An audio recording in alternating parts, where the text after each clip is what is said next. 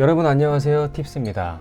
오늘 여러분과 함께 살펴볼 물건은 충남 금산군 금산읍에 위치한 단독주택 물건입니다. 그럼 바로 시작해 보겠습니다.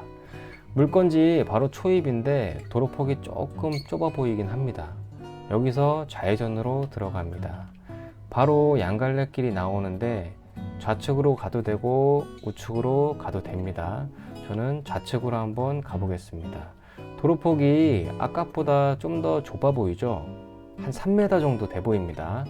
대형 SUV나 큰 차량은 통행이 조금 힘들 수 있을 것 같습니다.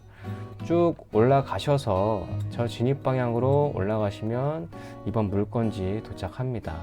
이쪽에서도 물건지가 멀리서 보입니다. 물건지 위쪽에서 아래쪽을 촬영한 사진이고요. 아래쪽에서 위쪽을 촬영한 사진입니다. 경사도가 조금 있는 편입니다. 자, 이 건물입니다. 경사도가 이렇게 지금 되어 있고요.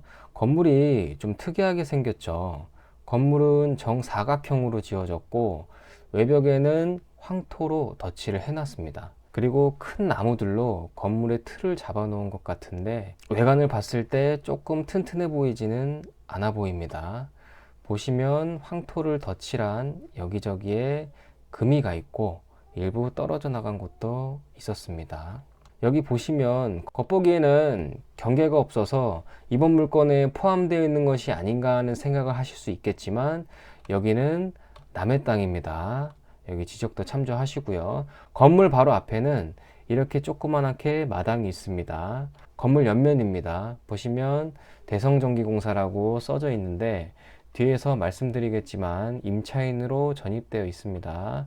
이쪽 외벽도 황토벽 칠해 놓은 것이 떨어져 나가 있는 것이 보이네요.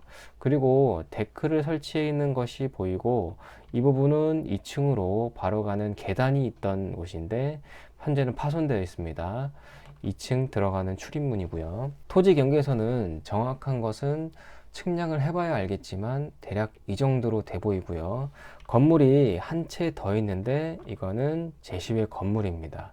이번 경매 매각건에 포함되어 있지 않고요. 건물 소유자가 현재 전세권자고요. 이 건물의 소유자로 되어 있는데 이 부분도 뒤에서 좀 더 의견 나누도록 하고요. 이건 지금 외관상으로는 정자처럼 보이는데 법원 현황조사서상에 찜질방으로 사용했던 곳이라고 되어 있습니다. 아마 황토 찜질방으로 만들어 놨다가 부쉈던 것으로 보이네요. 건물 뒷면이고요. 조그만하게 보일러실을 만들어 놨습니다. 제시외 건물이고요. 매각 물건에 포함이 되어 있습니다. 토지 이쪽 경계선으로 해서 석축을 쭉 쌓아 놨습니다. 적색으로 표시된 토지가 이번에 경매물건 대상 토지고요. 이 점선으로 되어 있는 것이 제시외 건물이고 여기가 본 건물입니다. 여기 지금 노란색으로 되어 있는 것이 지금 현황도로인데 전부 남의 땅 위에 올라가 있죠. 이 도로를 통행하는 것에는 별다른 문제는 없을 것으로 보이는데 건물을 허물고 다시 짓는 개발 행위를 하실 때는 이 토지 소유자들에게 사용동의서를 받아야 하는 절차가 필요할 것으로 보입니다. 참조하시고요. 돌아와서 제시외 건물 다시 한번 보여드리면 기억은 아까 찜질방으로 사용했던 곳이고요. 니은은 건물의 소유자가 전세권자인 이번 매각에서 제외된 건물입니다.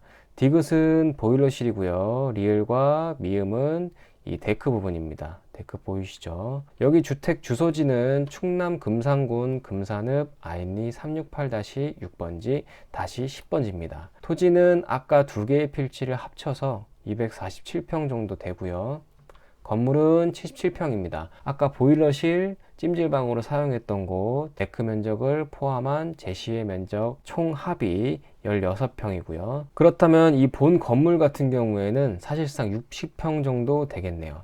감정가는 4억 8,800 정도 되고요. 현재 최저가 감정가 대비 24% 금액인 1억 1,700까지 떨어진 상태입니다. 매각물건 명세서를 보시면 이 두 개의 법인회사가 임차해 있는데 현황 조사서 상에 보면은 이 두 회사는 전세권자와 관련된 회사라고 소유자가 진술을 한 상태입니다. 전세권자는 보증금 1억에 거주하고 있고 등기부등본상에 전세권자로 등기되어 있습니다. 보시면 아까 제시외 건물 니은은 매각에 포함되어 있지 않다고 말씀드렸죠. 이 건물이죠. 이건 내가 이 물건을 낙찰받게 되면 남의 소유의 건물이 내 토지 위에 올라와 있는 건데 이 건물은 당연히 내 소유로 이전받거나 아니면 없었으면 좋겠죠.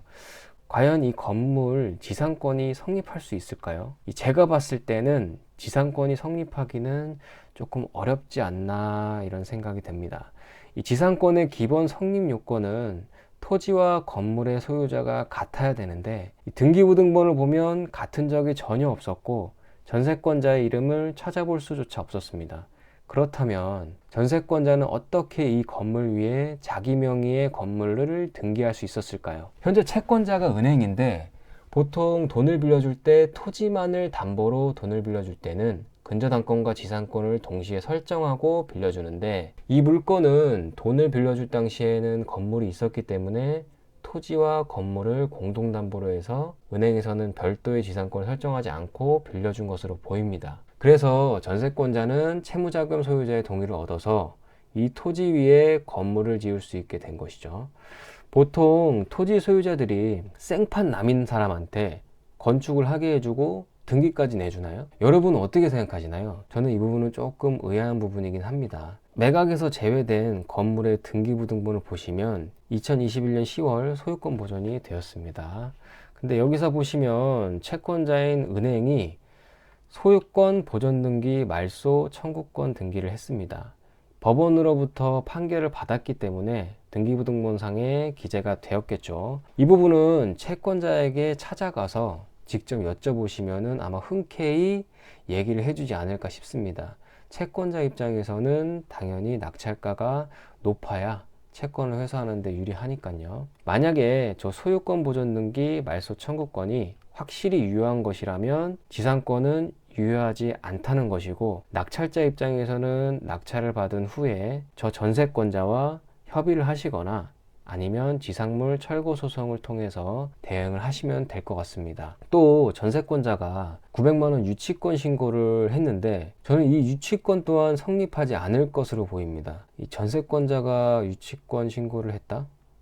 전세 계약을 하게 되면 기본적으로 계약 기간이 만료되면 자기 비용을 들여서 토지 위에 뭘 지었던 모든 것을 원상복구하고 퇴거를 해야 되는 거죠. 어떤 것에 대한 유치권인지 조금 이해가 안 가는 부분이긴 합니다. 하나 참고로 말씀드리자면 법원에 문서를 제출을 하면 사실관계를 확인할 수 있는 것에 한계가 있기 때문에 대부분 일단 받아는 줍니다.